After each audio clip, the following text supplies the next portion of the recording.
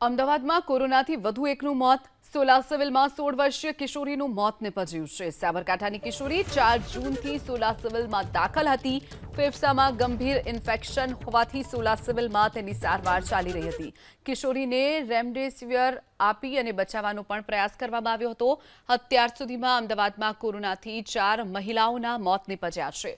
હાલ અમદાવાદ શહેરમાં corona પોઝિટિવના 510 case પર આંકડો પહોંચ્યો છે. તો અમદાવાદમાં વધુ એક કિશોરીનું મોત કોરોનાને કારણે નિપજ્યું છે. દર્દીની ઉંમર 16 વર્ષની અંદાજે હતી અને દર્દી સાબરકાંઠા એરિયાનું હતું અને અમારી હોસ્પિટલમાં 4 તારીખે દાખલ થઈ ગયું. અત્યારે અમારી હોસ્પિટલમાં દર્દી લગભગ 4 તારીખે દાખલ થયા પછી એને શ્વાસ લેવામાં તકલીફ હતી અને બીજા હાઈ ગ્રેડ ફીવરને લક્ષણો હતા.